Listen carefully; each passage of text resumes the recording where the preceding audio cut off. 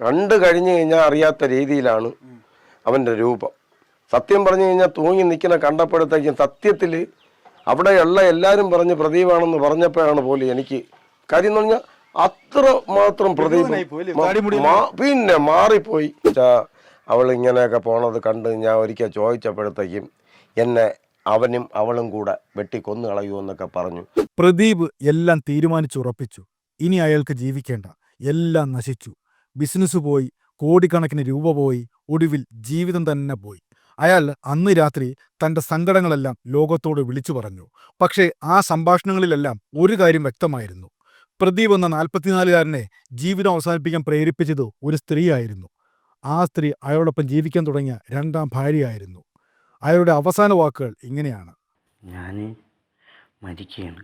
ഞാൻ മരിക്കാൻ കാരണം എന്ന് പറഞ്ഞാൽ ഞാൻ കല്യാണം കഴിച്ച അവളുടെ അമ്മ ാണ്.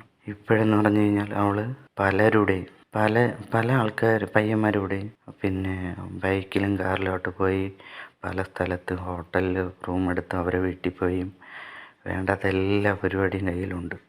അത് കഴിഞ്ഞിട്ടെന്ന് പറഞ്ഞാൽ എൻ്റെ 1 കോടി രൂപയ്ക്കകത്ത് എൻ്റെ പൈസ പോയി. 1 കോടി രൂപയ്ക്കകത്ത് പോയി. അത് ഇപ്പോൾ ഇവർ അതെല്ലാം കളഞ്ഞിട്ട് അതൊന്നും അവരൊന്നും ഏൽക്കുന്നില്ല. ഞാനങ്ങ് കടപ്പെട്ടു പോയി. എനിക്കൊന്നും ചെയ്യാൻ പറ്റാത്തൊരവസ്ഥയിലായി. ഞാൻ കഷ്ടപ്പെട്ട പൈസ മുഴുവൻ പോയി.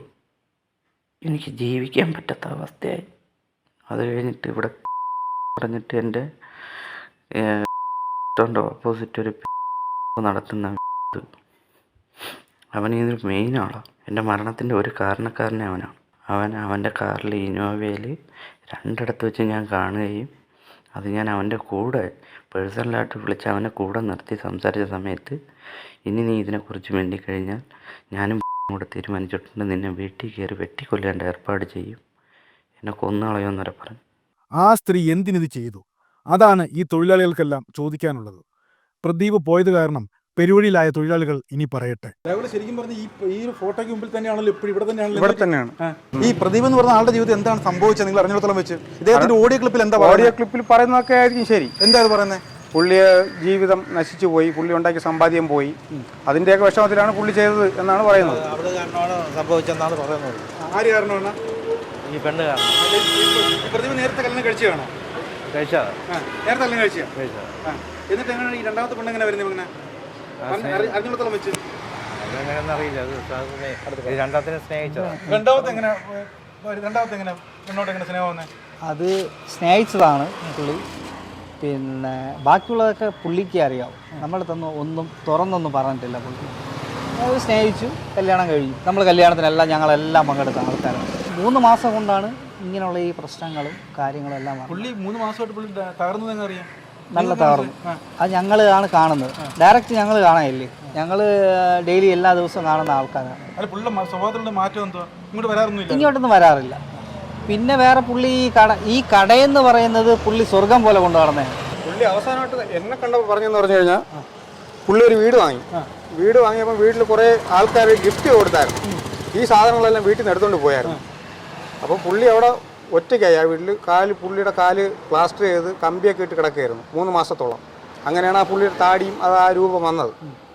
അപ്പോൾ ആ പുള്ളി അതിലാണ് ഏറ്റവും കൂടുതൽ തകർന്നിട്ട് പുള്ളിയുടെ വീട്ടിലുള്ള സകല AC-യും ഫാനും സകല സമാന സാധനങ്ങളും ഇവരെടുത്തോണ്ട് പോയി. ഇവരെന്ന് പറഞ്ഞാൽ പെണ്ണ്, രണ്ടാമത്തെ ഭാര്യ എടുത്തോണ്ട് പോയി. അതിനുശേഷമാണ് പുള്ളി കൂടുതലായിട്ട് തകർന്നതും. പുള്ളിക്ക് പിന്നെ എന്തോ മാനസികമായിട്ട് ഡിപ്രഷൻ ഉണ്ടായി. അച്ഛാ, ഈ മകനെ ഇങ്ങനെയുള്ള പ്രശ്നങ്ങൾക്ക് അനുഭവിക്കുന്നതിലേക്ക് അച്ഛൻ അറിയായിരുന്നു? അച്ഛൻ അവള് കല്യാണം കഴിഞ്ഞ് 1.5 മാസം വരെ ഉണ്ടായിരുന്നു. അവർ തമ്മിൽ എങ്ങനെയാണ് എടുക്കുന്നത്? മറ്റേ പെണ്ണോട്ട് അത് മച്ചമ്പിക്കാരനുമായിട്ടുള്ള ഇതാണ്. പെണ്ണിന്റെ സഹോദരനുമായിട്ട് കടയിൽ വന്നുള്ള ഇതാണ്. അച്ഛനോട് പറഞ്ഞായിരുന്നു? പ്രദീപ് പറഞ്ഞായിരുന്നു? പറഞ്ഞായിരുന്നു. കല്യാണം ആലോചിച്ചു ശരിയാവണമെന്നൊക്കെ പറഞ്ഞായിരുന്നു. അച്ഛനും അനുവാദം കൊടുത്തു? ജീവിതമാവട്ടെ ഞാൻ പറഞ്ഞു, നല്ല കാര്യമാണ്, ജീവിതമാവട്ടെ എന്നൊക്കെ പറഞ്ഞു. പിന്നെ ഈ പ്രദീപ് ഇങ്ങനെയുള്ള സാമ്പത്തിക ബുദ്ധിമുട്ടൊക്കെ അനുഭവപ്പെടുന്നതൊക്കെ എപ്പോഴാണ് അച്ഛൻ അറിയുന്നത്? എപ്പോഴായിരുന്നു അച്ഛൻ ഈ ഇടക്കാലത്താണ് അറിഞ്ഞത്. സാമ്പത്തിക ബുദ്ധിമുട്ടും എവിടെ അന്വേഷിക്കാത്തതും അവൻ്റെ സാധനങ്ങളെല്ലാം വാരിക്കൊണ്ട് വന്നിട്ടുണ്ട്. എല്ലാം അടിച്ചോണ്ട് പോയി. ഒരു ക്ലാസ് പോലും അവിടെ ഇല്ല. ഈ പെണ്ണ ഈ നശിപ്പിച്ചതെല്ലാം എവിടെ ഒരറ്റയും കാരണമാണ്. എവിടെ അവൻ്റെ ഒരു 15 അവൻ്റെ ഉരുപ്പിടിയോടെ എവിടെ ഉറക്കത്തിൽ വലിച്ചു ഊരിക്കൊണ്ട് പോയി. ഉറക്കത്തിലോ? ഉറക്കത്തിൽ കിടന്നപ്പോൾ വലിച്ചു ഊരിക്കൊണ്ട് നിന്നിട്ട് എവിടെ വീട്ടിൽ ചെന്ന് പറഞ്ഞു നിങ്ങളാ ഉരുപ്പൊടി ഞാൻ എടുത്ത് പണയം വയ്ക്കുക എന്ന് പറഞ്ഞു. വീട്ടിൽ ചെന്നാണ് വിളിച്ചു പറഞ്ഞത്. അല്ല, മരണത്തിന്റെ ആ ഓഡിയോ ക്ലിപ്പ് പറയുന്നുണ്ട് 1 കോടി പരം രൂപ ഈ പെണ്ണ് തട്ടിച്ചെന്ന് പറയുന്നത്. തട്ടിച്ചു. അതൊക്കെ സത്യം തന്നെ. സത്യം തന്നെ, സത്യം. കല്യാണം ഈ രണ്ടാമത് ഇവളെ കല്യാണം കഴിച്ച് ആകെ തകർന്നു. 1.5 മാസം കഴിഞ്ഞപ്പോഴത്തേക്കും പിന്നെ 1.5 മാസം കഴിഞ്ഞപ്പോൾ തീർന്നതാണ്. കാര്യം എന്ന് പറഞ്ഞാൽ പിന്നെ ഇവ അഭിമാനിയായതുകൊണ്ട് പറയില്ല. എന്തായാലും അവൻ്റെ കൂട്ടുകാരന്മാരുടെ നല്ല കൂട്ടുകെട്ടും ബന്ധങ്ങളും നല്ല നല്ല സ്വഭാവത്തിന് വേറെ അങ്ങനെ ഒന്നുമില്ല. അവൻ ഒറ്റയ്ക്ക് സമൃദ്ധമായിട്ട് ഉണ്ടാക്കിയതാണ് ഈ തച്ചോട്ടായാലും ഇപ്പോഴത്തെ വീടായാലും കടങ്ങളും എല്ലാം അവന് തീർക്കാൻ പറ്റുന്ന കടങ്ങളും അതും എല്ലാം അവൻ ചെയ്ത് ഒക്കെ നമുക്ക് ഭയങ്കര സന്തോഷമായിരുന്നു. ഇവിടെ നശിപ്പിച്ചതെന്ന് പറഞ്ഞു കഴിഞ്ഞാൽ ഇവിടെ ആദ്യത്തെ കല്യാണത്തിൽ ഒരു അതിപ്പോൾ ഡൈവോഴ്സാണ്. അതിലേ 2 നില കെട്ടിടമുണ്ട്. അത് കൊച്ചിന് ശനി ഞായറും എന്തിനൊക്കെ ഉണ്ട്. അങ്ങനെയൊക്കെയുള്ള ബന്ധമാണ്. അവിടെയുള്ള ഇവൻ്റെ കൂട്ടുകാരന്മാരും ഇവന് വേണ്ടപ്പെട്ടവരെല്ലാം ഇവൻ്റെ സ്നേഹമുള്ളവരും അവരെല്ലാം കൂടെ പറഞ്ഞു ഇങ്ങനെ ചെന്ന് തലയിൽ വെക്കരുത്, ഇവളെ തല വെക്കരുതെന്ന്. പക്ഷെ വേറൊരു കാര്യം ഇവള് മയക്കി എടുത്ത് വേറെ ഒന്നുമല്ല സാറേ. അവനെ സത്യം പറഞ്ഞു കഴിഞ്ഞാൽ പിന്നെ അവന് നടക്കാൻ പറ്റില്ല, ഇരിക്കാൻ പറ്റില്ല. കല്യാണത്തിന് മുമ്പ് പോലും ഒരു മറ്റേ ഇവൻ്റെ കടയിൽ വന്ന് ഇത്ര രൂപ പർച്ചേസിന് ഇത്ര രൂപയെന്നും പറഞ്ഞ് ഇവരെ കൊണ്ട് കൊടുപ്പിക്കലും വേണ്ട ബഹളവും. ഒരു ദിവസം 10, 30, 40,000 രൂപകൾ കൊണ്ടുവന്ന് ചിലവഴിപ്പിച്ച് എന്നിട്ട് ഇവൻ ഈ വീട് സ്വന്തമായിട്ട് അധ്വാനിച്ച് വായിച്ചാണ്. കട എന്തായാലും അവൻ അതിന് കൊടുക്കാന്നുള്ള കഴിവുള്ളവനാണ്. എന്നിട്ട് പോലെ അതും അവളെ പേരിന് വെച്ചു. അതുപോലെ തന്നെ വേറൊരു കാര്യം എന്ന് വെച്ച് കഴിഞ്ഞാൽ ഈ മറ്റേ ഇത് ഒരു കടയിൽ മനസമാധാനത്തിന് വന്നിരിക്കാൻ പറ്റില്ല, കടയിൽ കച്ചവടം നടക്കണം അവൾ അറിയണം. മാമൻ്റെ അടുത്ത് കൂടെ വന്ന് പറയും എനിക്കിപ്പോൾ എൻ്റെ കടയിൽ കയറാൻ പറ്റാത്തൊരു കണ്ടീഷനാണ്. കാര്യം എന്ന് പറഞ്ഞാൽ കയറി കഴിഞ്ഞ് കഴിഞ്ഞാൽ അതിൻ്റെ കണക്ക് കൊടുക്കണം. അതായത് ഞാൻ ഒന്നുമല്ല പുഴുത്ത പട്ടിയെ പോലെ എന്തെങ്കിലും മോളെ എന്തെങ്കിലും പറഞ്ഞു കഴിഞ്ഞാൽ അമ്മയുടെ അച്ഛനും സഹോദരനും എല്ലാം കൂടെ വീട്ടിൻ്റെ അവിടെ വന്ന് ഭയങ്കര ചീത്തവിളിയും ബഹളവും. ഇതിനിടയ്ക്ക് 1-2 പേര് പറഞ്ഞു നീ അങ്ങനെയാണെങ്കിൽ ഇപ്പോൾ കേസ് എഴുതിക്കൊടു, പിന്നെ എനിക്ക് ഈ കൊച്ചിനെ ഒക്കെ വലിയ കാര്യമായതുകൊണ്ട് ഞാൻ ചെയ്തില്ല എന്നൊക്കെ പറഞ്ഞു. ഒരിക്കൽ മാവൻ്റെ അടുത്ത് വന്ന് പറഞ്ഞിട്ട് പോയി. പെണ്ണിൻ്റെ വേറൊരു ബന്ധമുണ്ട്. പരസ്യമായിട്ട് ഇയാളെ പ്രദീപിന് ആ കാമുകൻ എന്ന് പറയുന്നത് ഒരു വർഷാപ്പിലെ അദ്ദേഹം അവൻ സ്ഥിരമായിട്ട് ഇവളെ കൊണ്ട് കടന്ന് കറങ്ങുകയും പല സ്ഥലങ്ങളിൽ കൊണ്ടുപോയത് ഇവൻ്റെ കൂട്ടുകാർ വിളിച്ച് പറയുകയും. അതെല്ലാം നിങ്ങൾക്കറിയാമോ?